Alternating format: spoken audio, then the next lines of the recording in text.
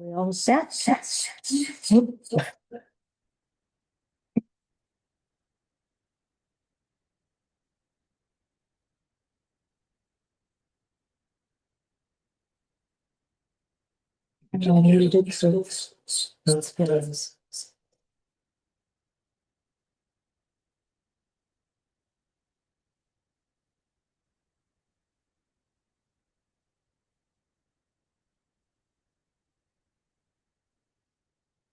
It working? Okay, no echo. All right, we'll call this council meeting of May 12th to order. We respect and recognize the First Nations within whose unceded lands the village of Kaslo is situated, including the Tanaha, the Snipes, and the Silts people, and the Indigenous and Métis residents of our community. To the adoption of our agenda, the recommendation is that the May 12th regular agenda meeting, council meeting, be adopted as presented by Councillor Lang, seconded by Councillor Leithwood. Any discussion?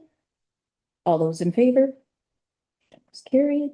And we have two sets of minutes. We'll move them as a block unless there's errors or omissions to be noted. And that is that the minutes of the April 28, 2026 regular committee meeting, council meeting, and the March 17th, 2026 committee of the whole meeting be adopted as presented.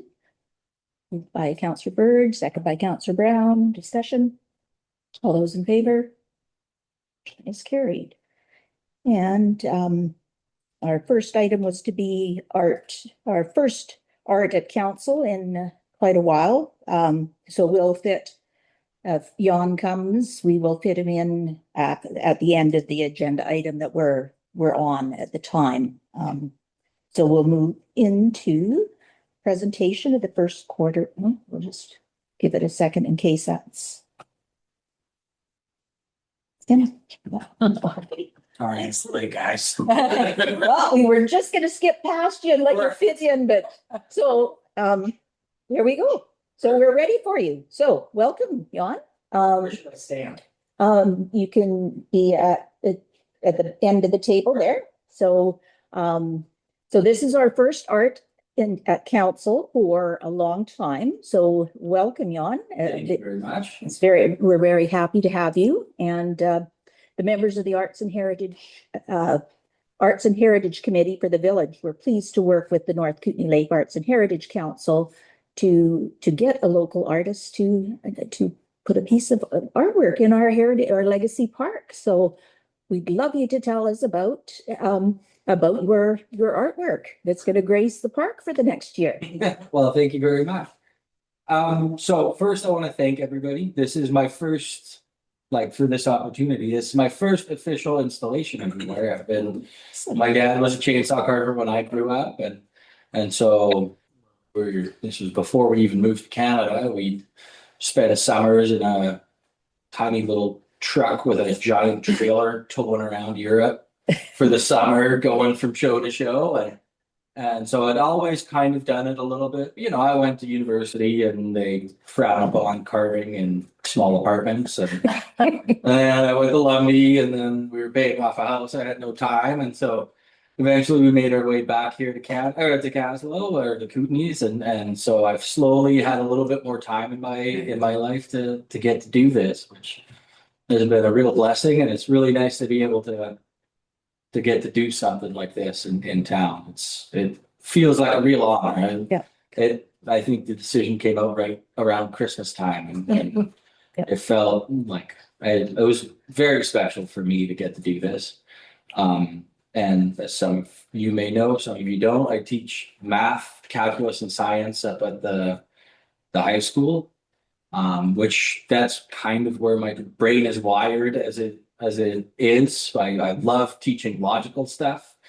So it's really nice to be able to flex the other side of my brain a little bit and get to do something a little bit creative. And part of that is I got to do a wood carving course, wood sculpture course at the school this year, which is great. So I've got lots of kids doing wood carving, and so for that, I wanted to, for this carving, when the prompt came, or when this came out, my wife said, you should do this, because she's the art teacher at school. So she's like, hey, you should do this. You should do this. Oh, well, I've never done anything like this before. And I've always done, I've done a couple bigger sculptures, but they've always been quite small. And so she's like, just put something in, like try.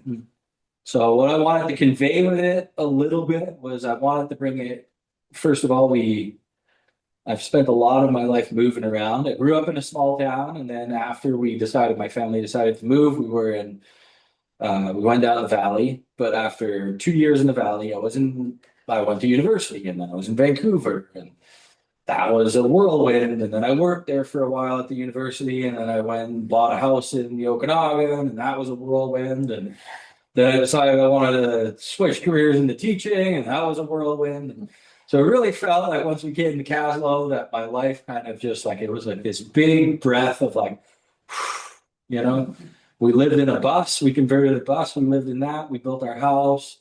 My wife started teaching at the school. Afterwards, I started teaching at the school, and it just really felt like this breath of like, oh my God, we got to settle down. And that's one of the things I wanted to bring with this sculpture is like, it's going to sit in town. I wanted to represent something that, that this town meant to me. And that was that like feeling of like calm.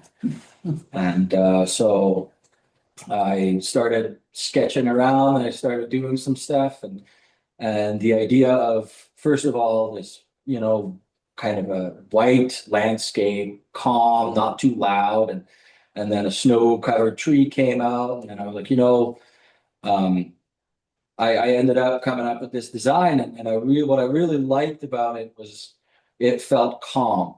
What I liked is the moon, the moon representing that I could look in the sky at night, and for the first time in, since my parents moved here, I can look up and I can actually see stars. Even in London, it was, and especially in Vancouver, there's just no sky to speak of, and that snow-covered tree with all the adventures we get up to in the winter. It's one of those things that really represents this area for me. And as I was working through it, I kind of, I was like, man, this is like, with especially the sky theme, I was like, this is like the Little Dipper, right? The little bear, Ursa Minor, right? So that's what it stands for. Like in Dutch, the Little Dipper is the kleine beer, which is little bear. That's what the translation is. So they're like, they're like kind of like Ursa Minor, and that's perfect because that's what the North Star is centered on. Is the North Star has been used for millennia at this point in time as the guiding star to find out what direction is north. And so I was like, man, this is kind of perfect. I could make this sculpture the representation of like the guiding beacon home. And so with the plate, I wasn't sure how to weave it in, and then like not last second, but I was like, oh, how should I mount it? And I was like, you know what? If I mount this, and then I have a friend with a CNC or a plasma cutter, and so I was like, you know what? I could draw a star mount and just put the sculpture smack dab on where the Little Dipper would be, and I could just have it pop out as a representation of the Little Dipper. So I was very pleased with the overall outcome. I hate tooting my own horn, but that's definitely better work that I've done. So I'm glad. I didn't want to have you guys put all this faith in me just to kind of put in a half-hearted effort. So yeah, thank you very much. Well, thank you, and we appreciate your creativity and that you're our lucky first Kaslo, I guess, Yeah, have a piece of art. So we're happy with that we can have a truly Kaslo artist. The tree even came from down the road from me. I even got Caleb now just calls me, whenever a big tree gets felled. All right, well, he takes a big tree down, because otherwise people have to pay to get it hauled away. And so I just pay the hardware store to come put their crane truck and bring it up to my property, and drive my wife nuts with all the giant stuff. Once in a while they come in handy. I'll go cook the chicken. All right, chicken. I will mention, I don't know whether you're interested or not, but I'll start cooking and I'll be there. Yes, yeah. He's arriving tomorrow and he'll be here for the weekend. He'll be carving Thursday to Yeah. Sunday. Nice. So he would probably love to chat with you. Perfect. Well, thank you very much. All right. Well, thank you for coming. Go ahead. We won't be too long. Seen car stumps Yeah, in the yeah. ground? I have, yeah, I've done 3 of them so far. Yeah, Well, there's some at the golf course and there's some people interested in paying yeah, somebody to come and take a look at them yeah, and maybe turn them into something rather than just grind them off to the. absolutely, yeah. I would definitely be interested in coming to have a look. It's a nice thing about teaching in 2 months in the summer. Okay. Great time. Thank you. Thank you. Thanks, John. Awesome. Yeah, you can stay or. I'll stay until the baby has to go to bed. Yeah. I got like 8.5 months. Speaking of pregnant, mom. so. All right, so now we will move into our presentation for this evening. CEO Baker will take us through the first quarter financial report and then turn things over to Mike Holden, our manager of municipal services. Thank you, Mayor Hewitt. So first quarter report, council's been provided with a separate document that provides a bit greater detail than what you'll receive in the presentation. So on the screen, it's appearing a bit small. Is there any way to make it bigger?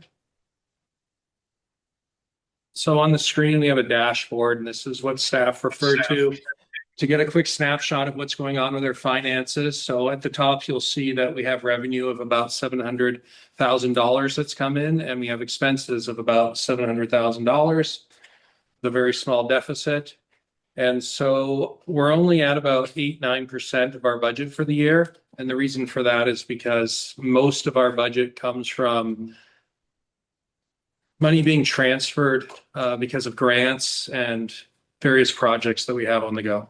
So the number might look small, 8.5-9%, but it certainly reflects all of the operational work we've been up to. On the left-hand side, very small green chart or block and a very large purple or lavender block, magenta. And that's just demonstrating that we only have spent about $700,000 and received about $700 compared to the total budget. The right-hand side shows us what the breakdown is of our revenue. So we have property taxes, which is the green area, 46%. Grants is 39%. And then the much smaller blocks are licenses and fees, rentals, and sales of service. At the bottom, there's a chart showing our utilities. So in green is our water. We've brought in about $308,000 in revenue for water. Our expenses so far are at $200,000. And on the wastewater side, we have $150,000 in revenue, $16,000 in expenses. The vast majority of that is going to be from staff wages. Our next slide shows us, so on the top left corner, reserves and transfers, the blue, not sure what to call them, but the blue rectangles are showing you what the budget is. So internal transfers, transfer to reserves, transfers from surplus, transfers from reserves. And then you'll see the much smaller orange rectangle showing what the actual reserves and transfers have been. Again, mostly due to projects. There is. Yeah. So, You found it? No.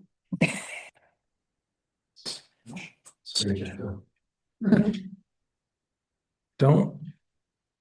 Oh, for some reason my audio clicked. So, okay. On the right-hand side, we have our department expenses. 9% of the operating budget has been spent. The magenta is the budget. The green is showing you year to date. So very small amount of money spent. And you'll see that those green rectangles start to move as soon as projects start happening. And at the bottom, just a few notable variances. We've spent about $5,000 out of our $10,000 budget for legal services. So that's when staff need to chat with legal counsel about items that come up. Our aerodrome fees we've collected are almost 15,000, so more than we had actually budgeted for due to increased revenue from our licenses and leases. And then our business licenses are at 98.5% collected, so nearing $20,000, which is fantastic to have revenue coming in. And our next slide is a quick dashboard of our strategic priorities. So council approved 19 projects for the year. And within those 19 projects, there's a total of 88 tasks that need to be completed. We've accomplished 21 of them so far, which is about 24%. There's another 16 that are in progress and 6 that are overdue. And so we'll touch on those as we move through the presentation here. Bottom left quarter is your task status. Those things in green are items that have been started. Orange are in progress. Blue is complete, et cetera, et cetera. Sorry. Blue is complete. And then on the right, task progress, just so you have a snapshot of how we're doing in the first quarter, second quarter, third quarter, fourth quarter. Our next slide shows how those tasks are broken out. So we have different service areas, and the pie chart on the left shows 7 service areas and the tasks that are assigned to each of those services. And on the right is a depiction of what % complete we are with each category. So making good progress overall. And then we get into a dashboard showing the breakdown of these 19 projects the council had approved. So our zoning bylaw is about 20% complete. You'll recall that we need to review the OCP and zoning bylaw in part because of legislation that came out in recent years. And so next week, council will have a committee of the whole where more information is presented. At this point, we're about 20% complete. I'll leave the water treatment plant for our Director of Municipal Services. Wastewater treatment plant upgrades are at about 20%, and it's probably going to sit that way for a while. We applied for a grant in late 2025, and so now that project will be on hold until we receive word of whether the grant was approved. That was a $3.8 million grant application. Subdivision servicing bylaw has not been started yet, but work will begin in the second quarter. South Kaslo development plan is 50% complete. What that means is council has adopted the development plan, and the remaining 50% probably can't be completed until the end of the year when council discusses its strategic priorities. But the task that needs to be completed next is what is the next step for council? Source water protection plan is, I believe it's out for, it's out as an RFP right now. And if it hasn't been awarded, it'll be awarded in the month of May. So source water protection plan was the 5 creeks that provide water to the village, wanting to make sure we protect that natural asset. RV park, 7% complete, which means we are right at the finishing stages of the initial agreement. And then all of the conditions will be completed, and that makes up the other 93%. Records and information management system has been an ongoing effort for a number of years in order to align our records management with the local government standards. And so we've implemented a bylaw that council approved in 2020, early 2025, maybe late 2024. So we'll continue to work through that and provide staff with training, public engagement, and communications. We've made quite a bit of progress with in the first quarter. We're at 86% complete. A large part of that was improvements to our website. Pressure reducing valves, I'll turn over to our Director of Municipal Services. McDonald Creek Area Water Supply is an agreement that council might have already approved, or yeah, I think at your last meeting you approved. So the next steps for that would be exploring the possibility of amalgamation or boundary expansion. So that'll be a decision council makes at its strategic priorities in the fall. Kemble Memorial Center renovations are well underway at 75% complete. We have about, I think we've spent about $700,000 or have $700,000 committed. And there's a few $100,000 remaining that will be committed, hopefully in the second quarter here. Kaslo Bay Park washroom, we have a design. We haven't gone out for quotations yet, but that will happen in the second quarter. Human resources focused on hiring vacant positions, including the Director of Municipal Services and our Director of Finance and Corporate Services, as well as our Municipal Services Clerk. So 2 out of 3 of those positions are complete. Flood and erosion planning is another RFP that was issued, and the contract will be awarded within the next 30 days. Work has begun planning the 2026 election. We're 38% of the way there. Arena mechanical upgrades and arena backup power were removed from the 2026 budget, and so no progress will be made on those projects this year.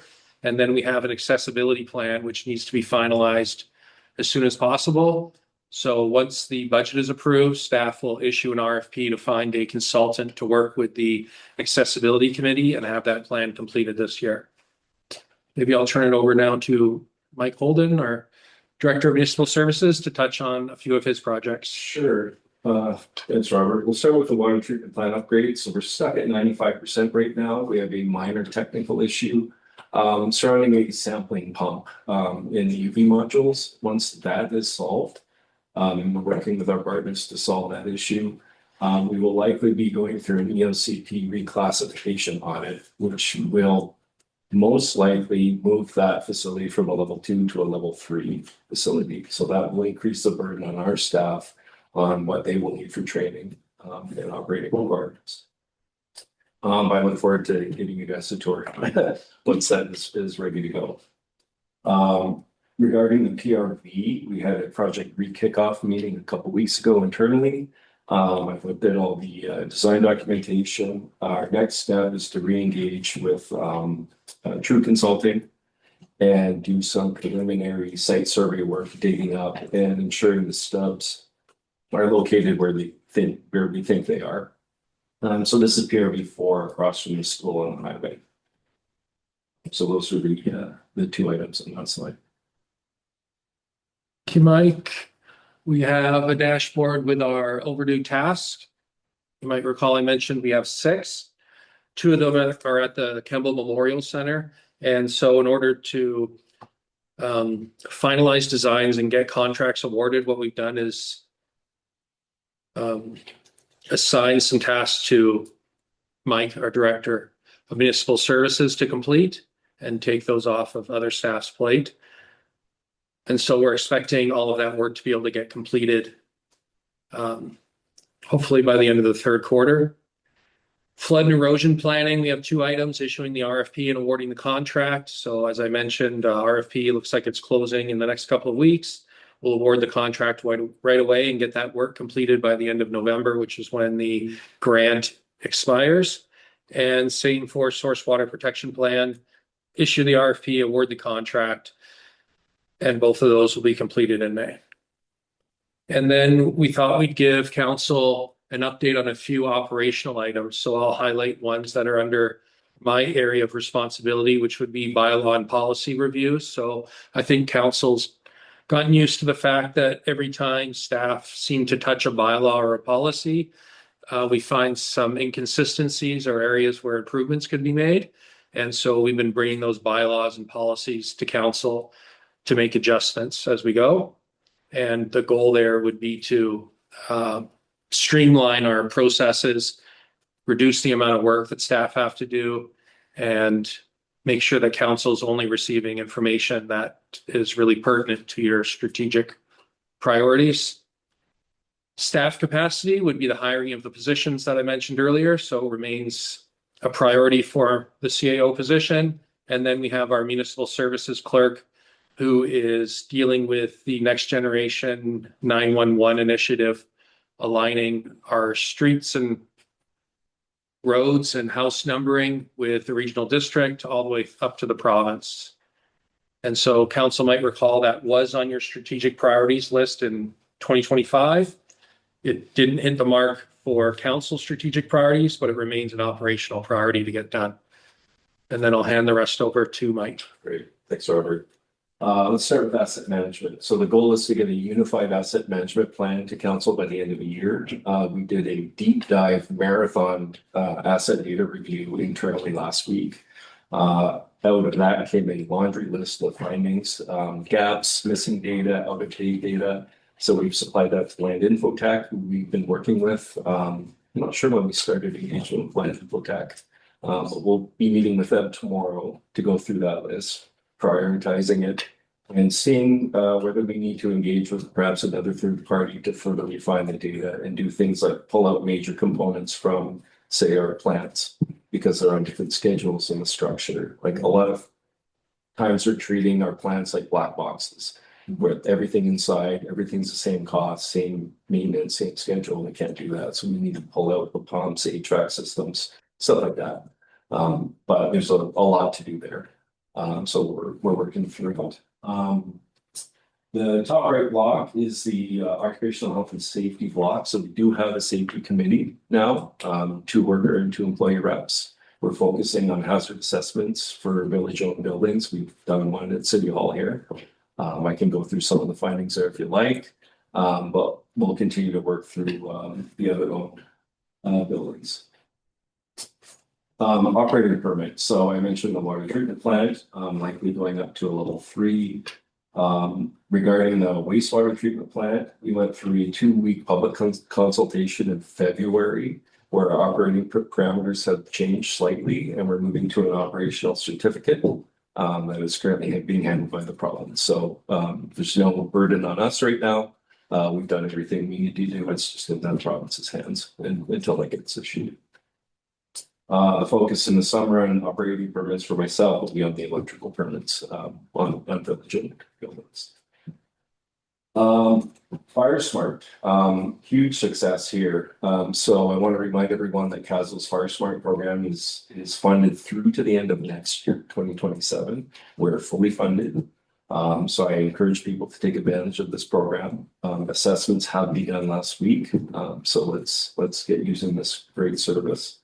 We have a great Fire Smart coordinator in Morgan Lukowski, and I just want to kind of mention she was at the Wildfire Resiliency and Training Summit in Victoria last month. She gave a speech to the big crowd there called Passing the Torch, Youth Involvement as the Future of Fire Smart.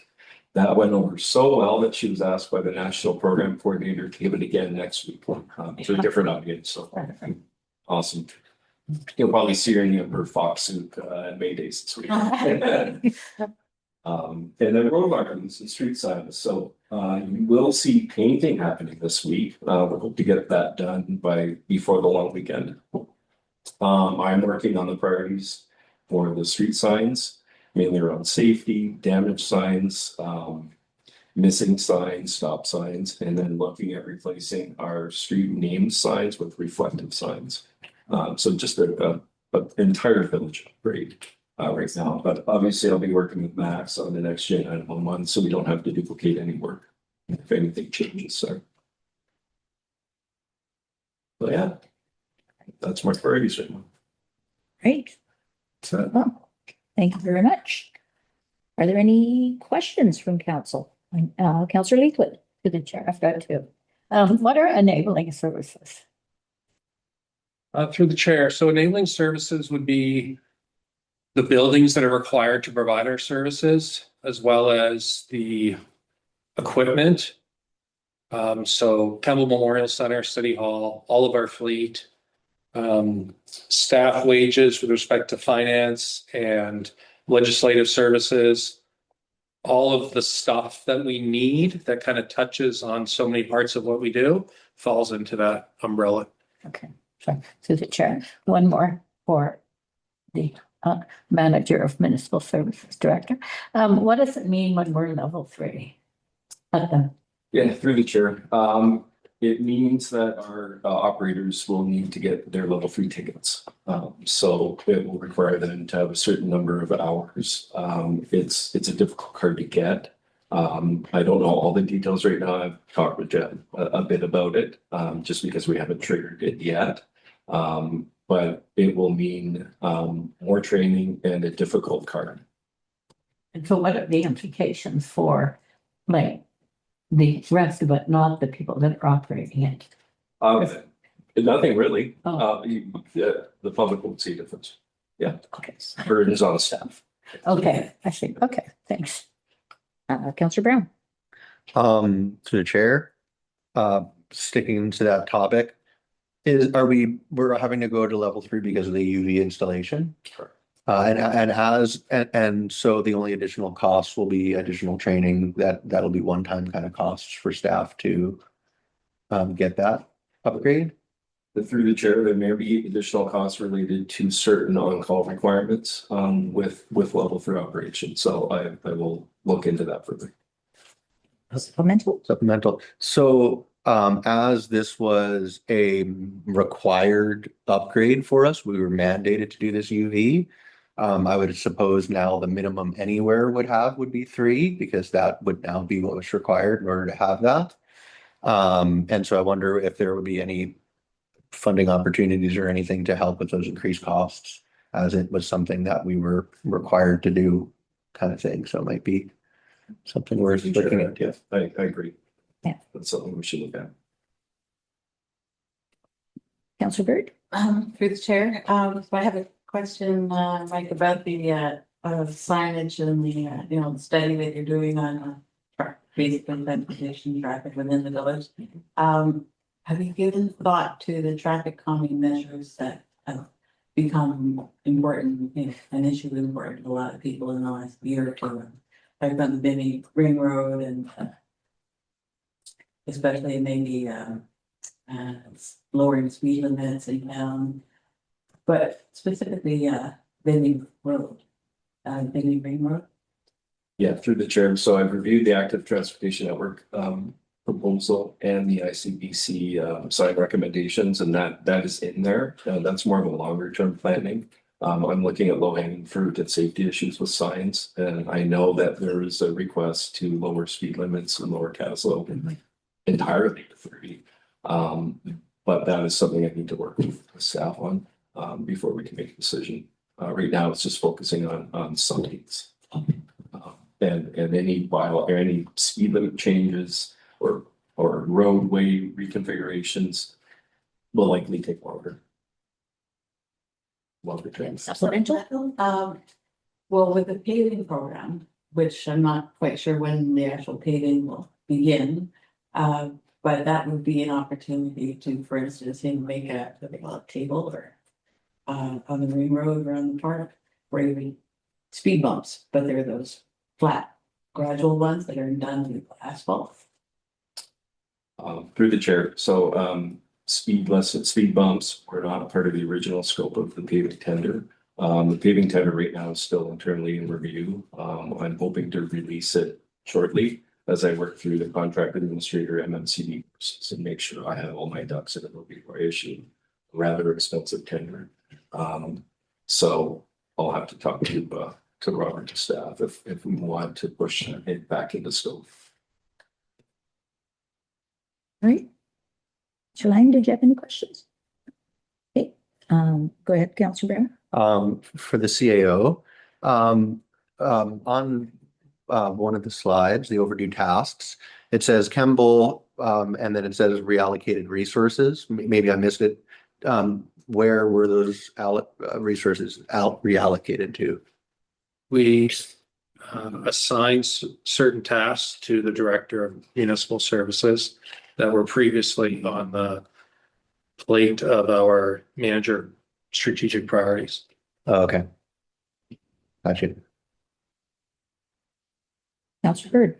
Through the chair, yeah, also on your report, the CAO, when you say the source water protection plan is 40% complete, are you referring only to that a tender has been issued?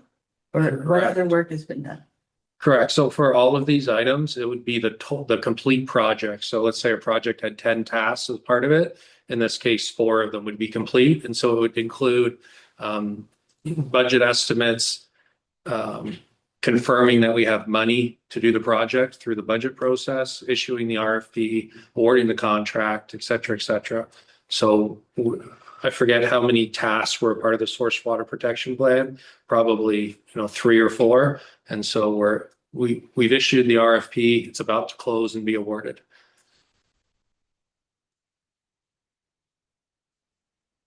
Right. Thank you. You guys asked all the questions that I have, so it's the beauty of going last.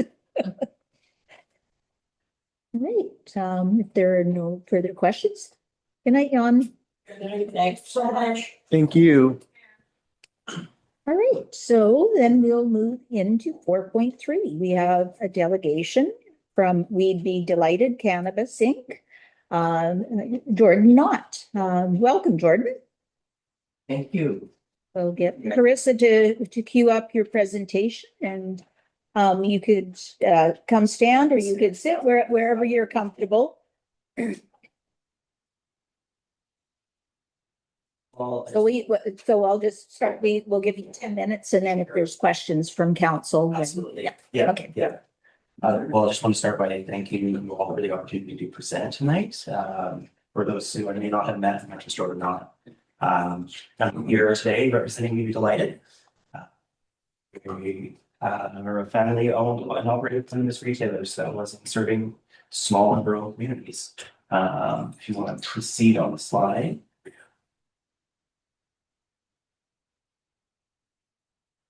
Go down to the next slide.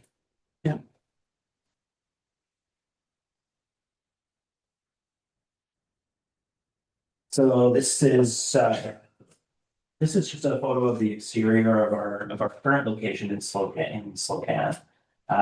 This was purpose-built addition to our existing building. At the time, the specific provincial guidance did not allow for any windows that view directly into the shop. So it was designed in such a way so that it would tie in with our existing cedar siding accent, which is on the remainder of the building. If you want to run to the next slide, please. So just a little bit about who we are. I mentioned before that we're a family-owned and operated business. We started in We'd Be Delighted as an extension of our grocery general store and liquor store in Spokane.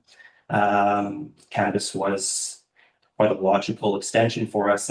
We have a great deal of experience and history in the controlled substance market with liquor. And we were hearing from our customers that there was a need in the community to access cannabis locally. Previous to us opening, the next nearest cannabis location was Abraxas, which is roughly 40-minute drive south of us at the junction at the Plainmore Junction there. And then obviously Nelson and Kaslo are our locations. Our family businesses have served the community for over 20 years. And we couldn't be more excited to have the opportunity to serve the community of Kaslo. I want to move to the next slide. So a brief history of We'd Be Delighted. We incorporated in 2021 with our license application for Village of Slocan.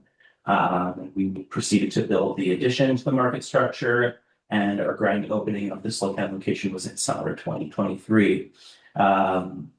This spring, we began investigating the potential expansion into Kaslo, and we made an offer on 415 Front Street, which was accepted, and we're aiming to open for business this fall. Kaslo was our first expansion. We'd Be Delighted.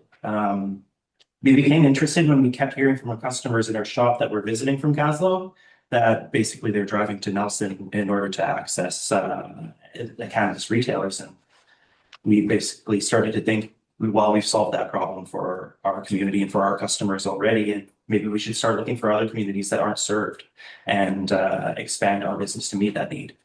So the next slide here, this is a photo of, this is the interior of the shop on opening day.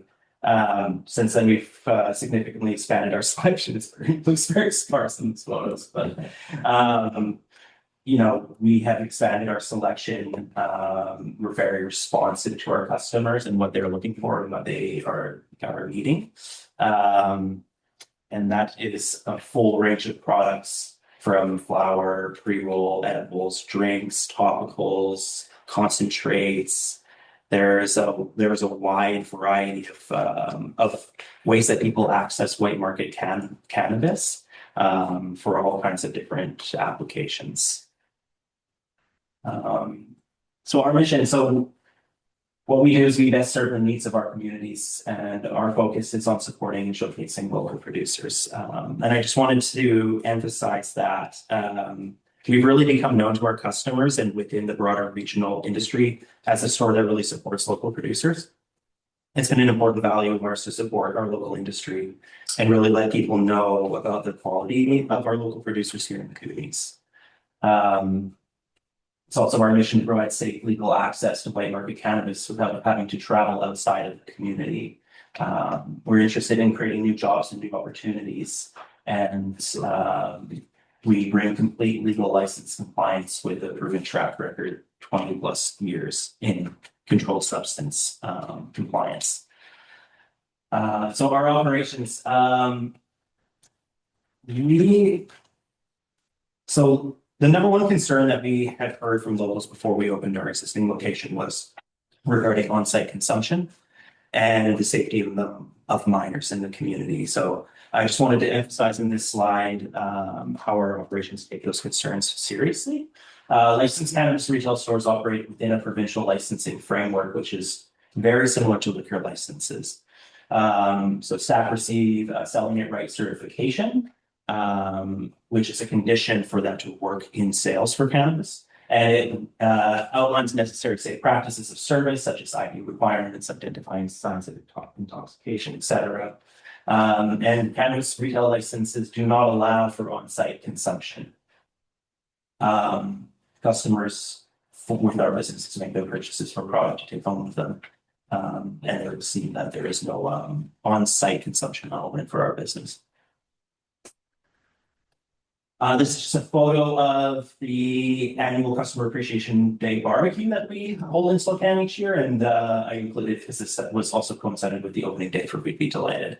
And then our proposed location. So 415 Front Street, which is immediately next door to the Front Street Market, is the building that we have an accepted offer on. As per Kaslo bylaw, cannabis retailers will own the commercial property from which they operate. And this location is right in the core commercial corridor of Kaslo.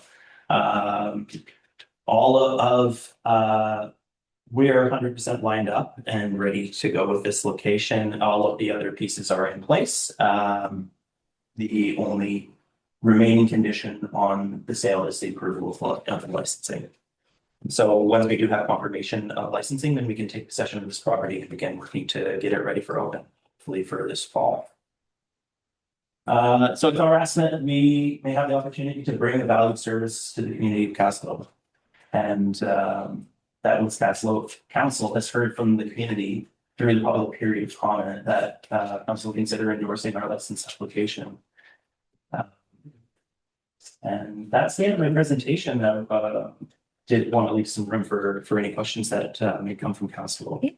Thank you, Bernard. Are there any questions? Councillor Leacould. Through the chair. So, you know, contingent on council's approval, how long is the process with the province? So we're already well underway in that process. Our application went in back in March. And so it has come now, like we have gone through the review process with the province, and it comes to council at this point so that council can say yea or nay about entering into a period of public comment. After that period concludes, council gives their recommendation to the province, which informs the province's decision on approval. Okay. So, you know, in our experience, we're having gone through this process before, the bulk of the work is done at this point. If we do receive a positive endorsement from council, it's likely that within a short number of weeks that we would receive our final approval or our approval in principle from the province, at which point then we would have specific requirements with the building for them to meet in order to issue our license, like security requirements and specific things related to the site plan and floor plan and things like that. So there's also a closing period with the seller. So within the purchase agreement, once we do have a licensing approval, the current owner will have 2 months to vacate before we can take possession. So that's kind of where we are at within the timeline. Okay, thanks. Councillor. Chair, yeah, I think question that you were mentioning earlier about your location in Spokane, that you had to have the windows high up. Is that still the case? No. So almost immediately after we finished construction, they changed that regulation. Yeah, and so yeah, the current licensing landscape allows for full front, like for full window frontage. It really is going to be up to the municipality in terms of what they would like to see. Some municipalities stipulate like a frosted window or some kind of something that obscures product from view. And there are still a lot of regulation, like we can have open window frontage, but it restricts like what would be visible from the street view. So it's likely that because the proposed location is fully glass fronted, it's likely that we would have some amount of obscuring from the front. In terms of just like being able to peer directly and see product in displays. Current location already has obscuring on the windows. In the picture, the previous picture of it, about 2/3 of it is obscured.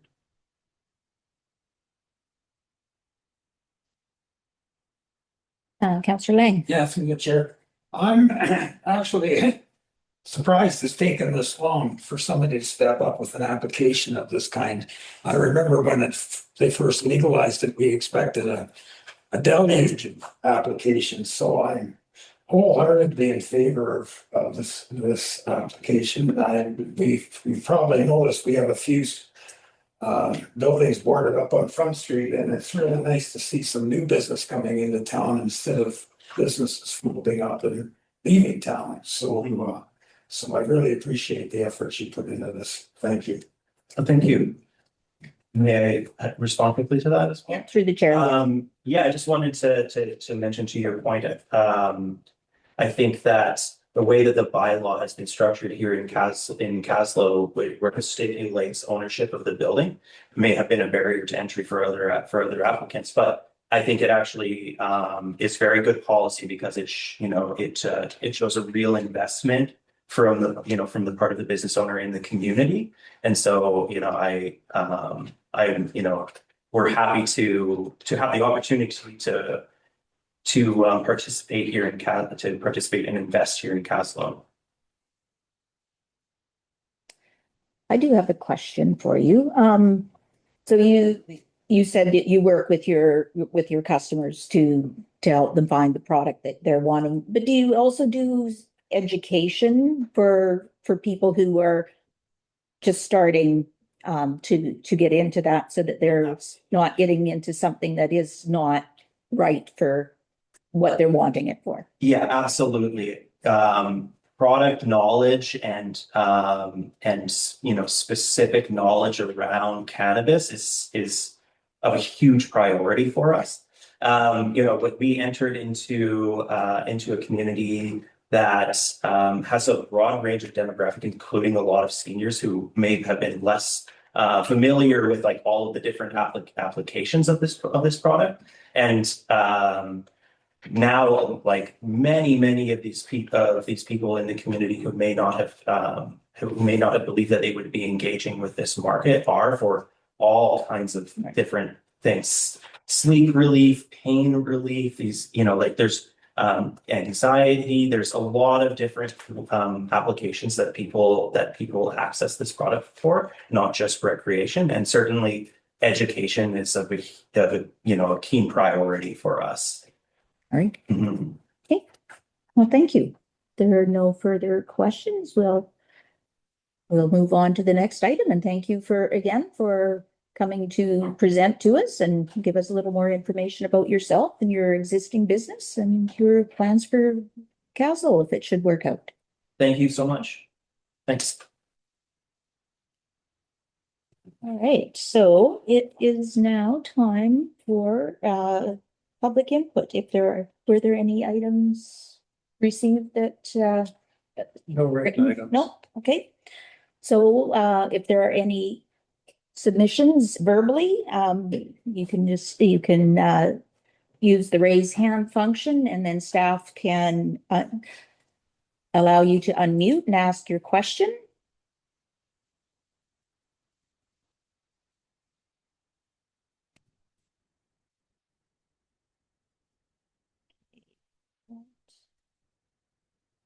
Don't see anyone indicating they have a question. Great. One last chance and then we'll move on. All right. And as CEO Baker said, there are no written submissions, so we'll move into reports from council and staff. So I've provided a written report, as has Councillor Bird. Are there any verbal reports at this time? Councillor Leafwood. Chair, just reminding everyone to come to the Logger Sports Beer Garden to support the arena. And just remember to leave your dogs and your kids at home.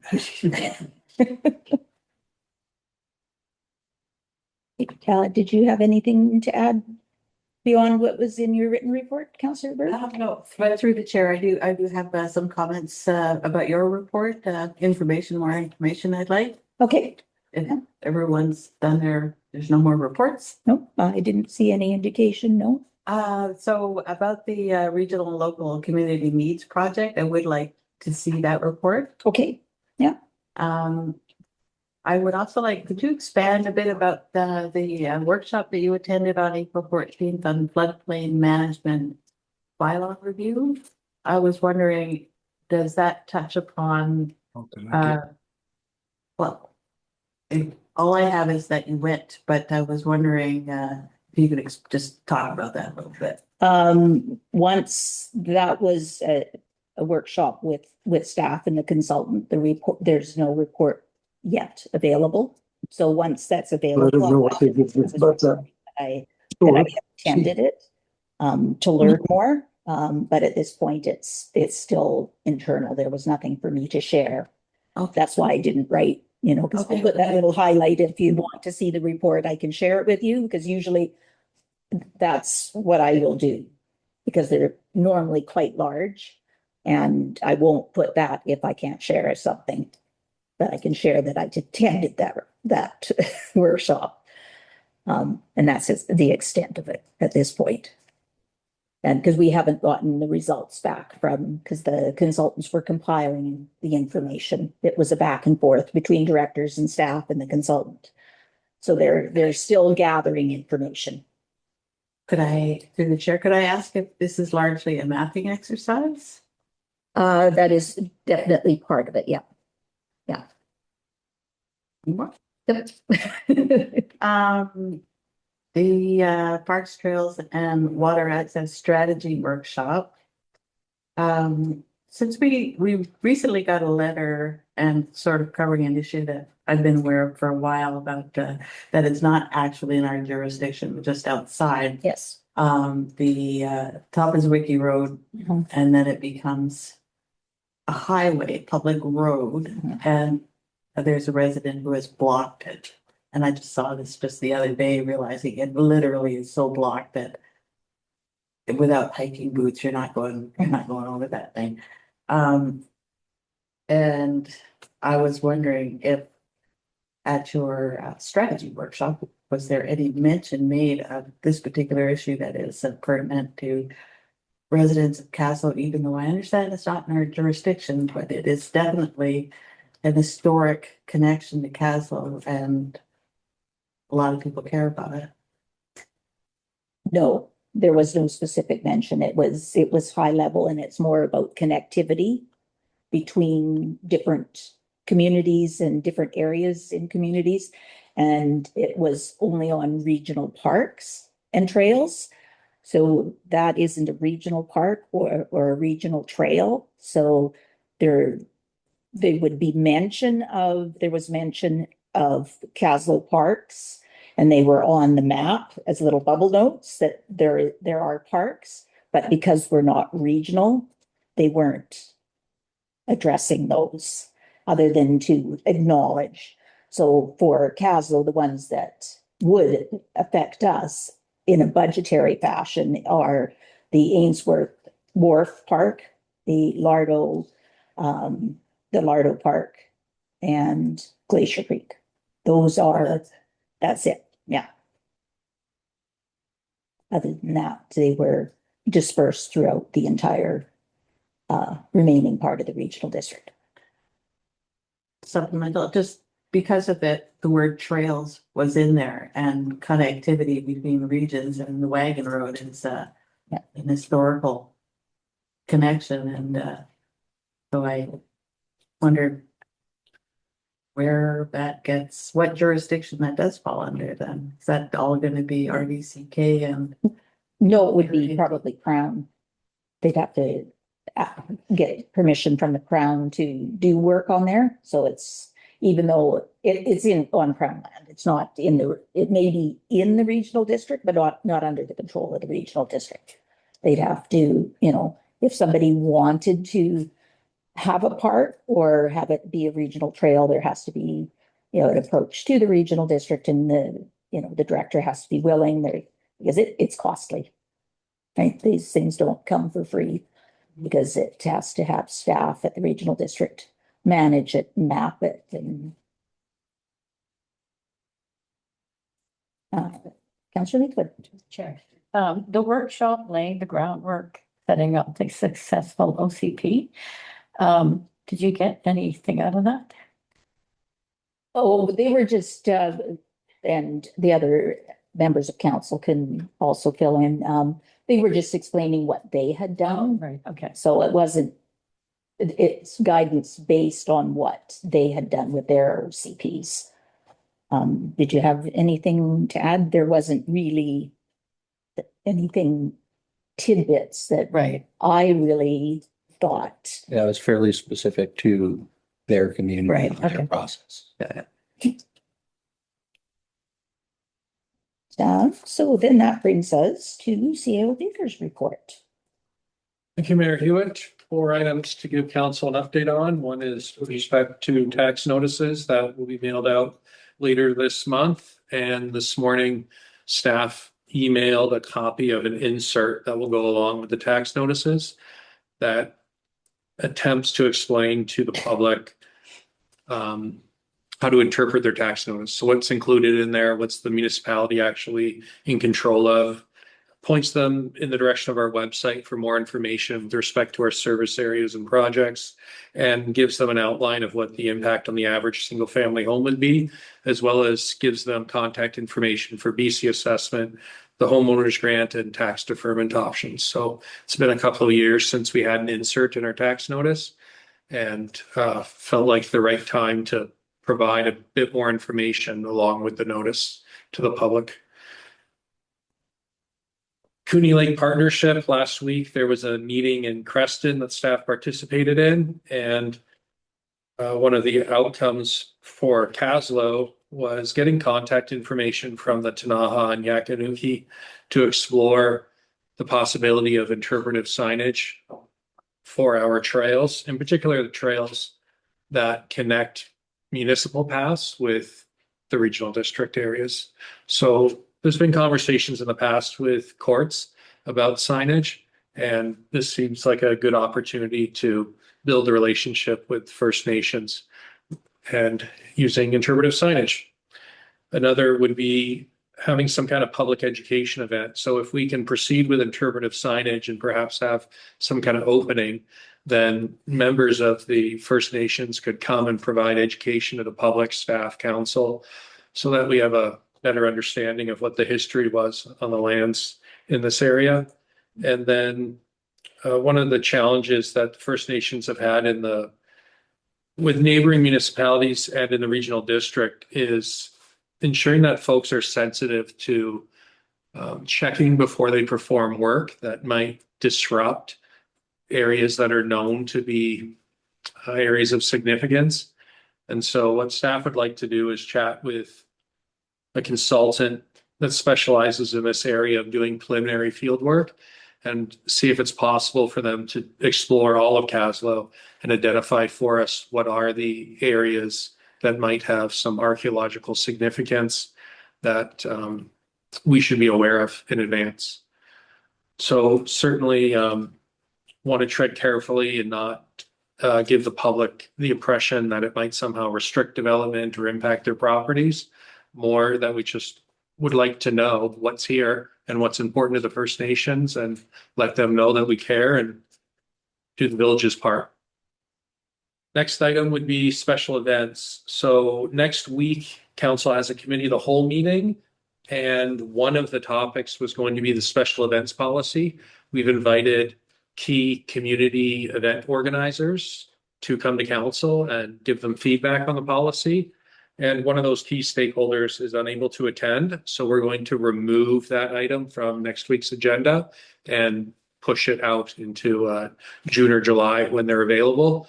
The committee of the whole meeting is still happening. It'll be focused on the OCP and zoning bylaw updates. So our manager of municipal services and our consultant working on that project will present to council. And the last item is on the proposed RV park. So in August of 2025, council passed a resolution directing staff to fully execute a purchase and sale agreement with the property owner. Fully execute typically means that signatures are applied and the agreement is finalized. So lawyers have finalized that agreement. It's been circulated to council by email today. All of the key terms and conditions that council directed back in 2025 are included in the agreement. And so the mayor and CAO will take a look at it and looking to sign it this week. A copy would then be made publicly available. Thank you, Mayor Hewitt. Thank you. Any questions for CAO Baker on this report? Right. Our business item today was actually no items on the consent agenda, so we'll proceed with business items. The first is the 2026 to 2030 financial plan. So the recommendation is that the 2026 to 2030 financial plan bylaw 1334/2026 be adopted. Moved by Councillor Brown, seconded by Councillor Leithwood. All those in favor? Motion is carried. And tax rates bylaw, recommendation is that the 2026 tax rates bylaw number 1335/2026 be adopted. By Councillor Brown, seconded by Councillor Lang. All those in favor? Motion is carried. We'll move on to the Racket Club lease agreement amendment to permit a portable toilet. Did anyone have questions for CAO Baker before I read the recommendation? Councillor Leithwood. To the chair. So when you say maintenance, that would include like pumping it out and stuff like that. Correct. Yeah. Okay. And I noticed that the Racket Club is open now. And so I'm just, I guess, a little concerned about the washroom being there. I mean, we have problems downtown with our washroom, so I guess it's just a concern that I have about the washroom. That they're fully aware that it will get used besides the users of the Racket Club. Yeah. Yeah. I did have a question. We had spoken last week about whether it was inside their fence or outside. Were you able to determine that? I have not spoken to them yet. Okay. Figured if council has a preference, it would be good for a resolution to be passed at this table, and then we can relay it to the group. Knowing that the gate to the courts is unlocked, might not make it as exclusive as we might have hoped if it was locked. And then further to that, just need to make sure that the equipment that's used to pump out the portable toilet can access it. So if it's inside the fenced area, there might be a greater challenge. Right. If it can even fit through the gated opening. So the recommendation is that council approve an amendment to the village's lease with the Kaslo Racket Club to permit the seasonal placement of a portable toilet within the leased area, subject to conditions related to siting, maintenance, and removal, and that the corporate officer be authorized to execute the amendment. Moved by Councillor Brown, seconded by Councillor Bird. Any discussion? All those in favor?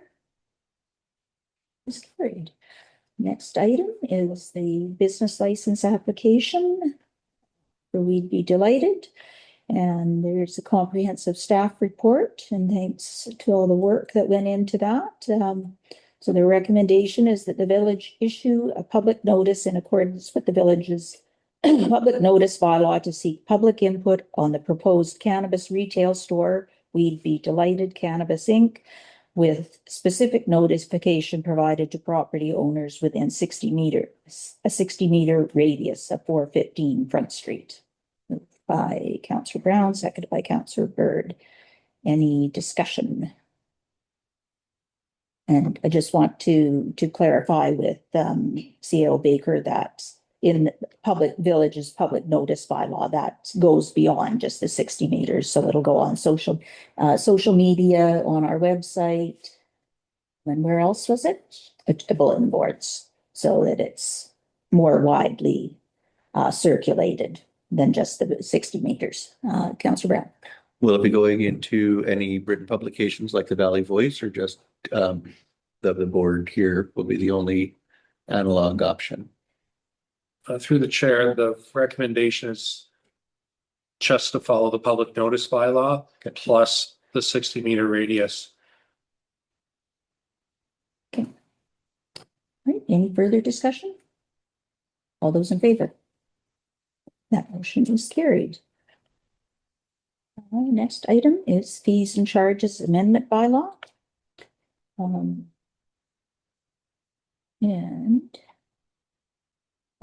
are there any questions for CAO before I read the recommendation? It's all included in the staff report.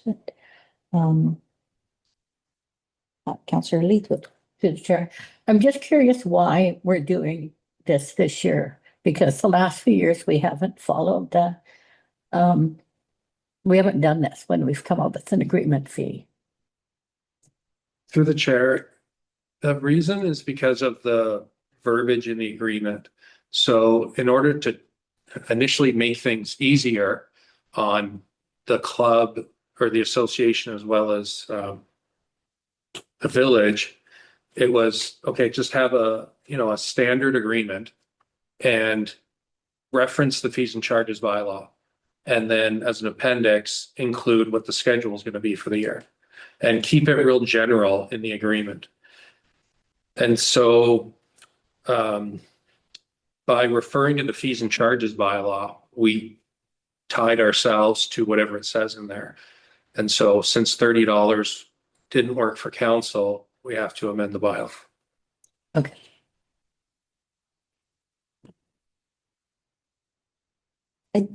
I do have a couple of questions. Do we have to use that $23.34 as for the additional days, or can that not continue? Because this is having the unintended consequence of reducing the rate, the daily rate for everyone. So then it somewhat, to my way of thinking, negates the, it still assists the club, but it negates the additional benefit that was being desired to recognize the significant amount of work that was put in by KBSA.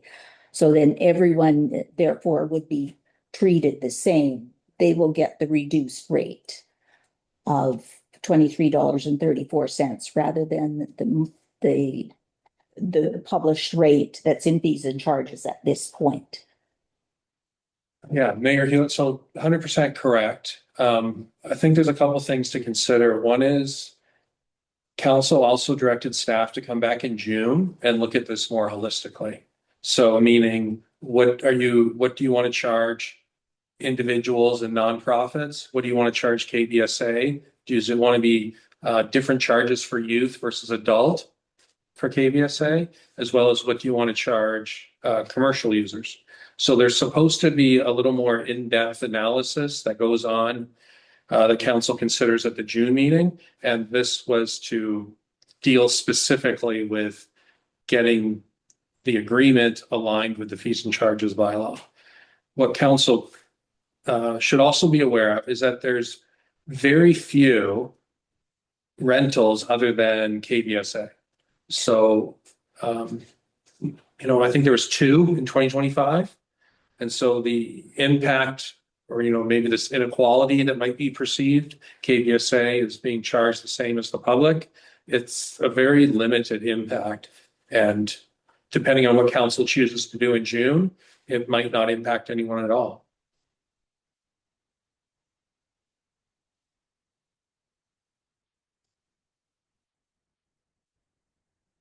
So, But it does not have to be $23. Council could direct whatever it wants. Councillor Brown. Through the chair, would it be possible to include what you just had suggested, that there would be that would we be able to have one rate and then another rate for just anyone from the public kind of thing? Would we be able to introduce that to this? Or would we not have an opportunity to do that until June when we met? Through the chair, council could direct what it would like in the bylaw now, or council could it will be coming back to council in June either way, because that's the direction the council provided. So yeah, something could be added now, or it could wait till June. So moving this recommendation doesn't impact what we will be doing could be doing in June. Correct. Okay. I'll move the recommendation. Okay, so that the fees and charges amendment bylaw 1336/2026 be given first, second, and third reading. So moved by Councillor Leithwood, second by Councillor Lang. Any further discussion? All those in favor?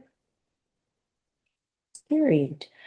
We have no correspondence for action, no motion served. Good night. Good night.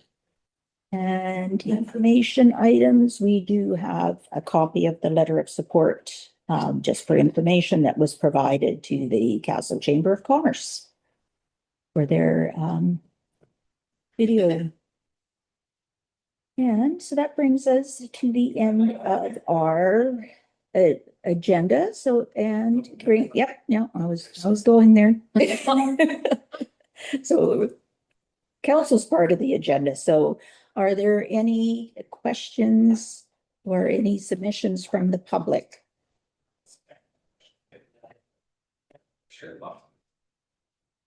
Okay, so I guess actually we don't have any public left except for Valley Voice. So if you want to put your hand up, your virtual hand, if you have any questions for us this evening, or any comments about the agenda items?